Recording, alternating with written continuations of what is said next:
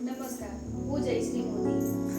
અત્યારે શ્રાવણ મહિનો ચાલી રહ્યો છે અને બધાને ઘરે ઘરે ઉપવાસ તો હોય છે. મારે પણ ઉપવાસ છે. એટલે આપણે શરૂઆતમાં ઉપવાસ કરીએ ને એટલે આપણને થોડી ભૂખ તો લાગે જ, એટલે ખાવા જોઈએ. એટલે મને અત્યારે ભૂખ લાગી છે તો હું અત્યારે મોરૈયાની ગેસ બનાવવા જઈ રહી છું.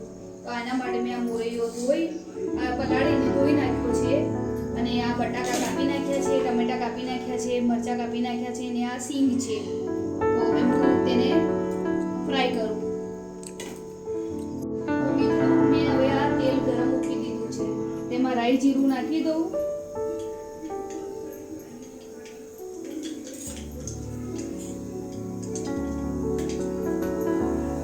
હવે રાઈ જીરું ફૂટી ગયા હોય તો હવે હું આમાં બટાકા, મરચાં, ટમેટાની આ સિંગ એડ કરી નાખું.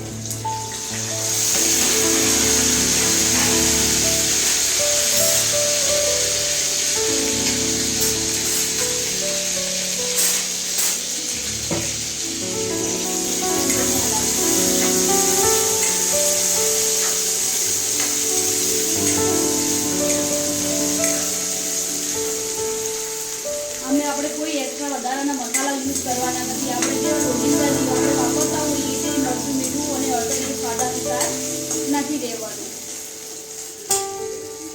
અમે મીઠું નાખી દીધું સ્વાદ અનુસાર.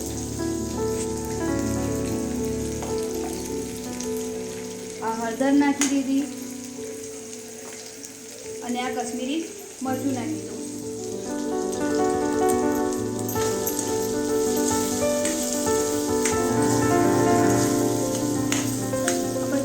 એક બટાકા ચડવા દઈશું.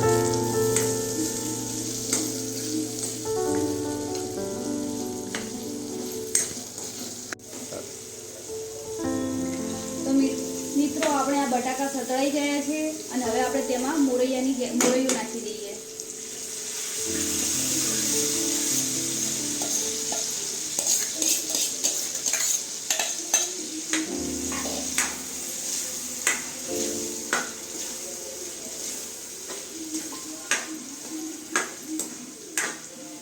મોરૈયું આપણે બે ટાઈપમાં કરી શકીએ છીએ. એક પાણીમાં કરી શકીએ છીએ અને એક છાશમાં કરી રહ્યા છે.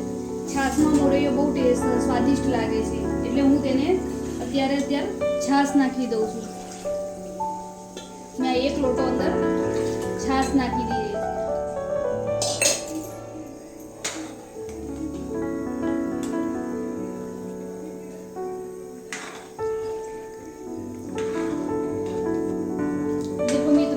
છાશ નાખી છે અને હવે તેને આપણે ચડવા દઈશું.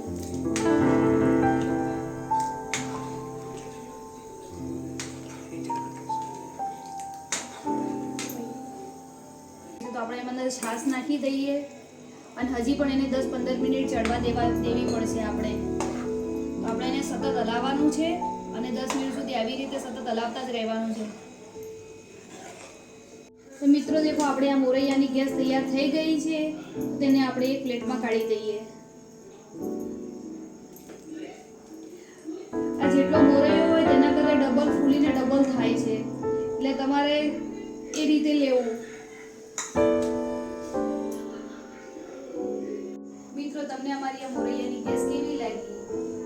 તમને ગમી હોય તો લાઈક કરો, શેર કરો અને સબસ્ક્રાઇબ કરો.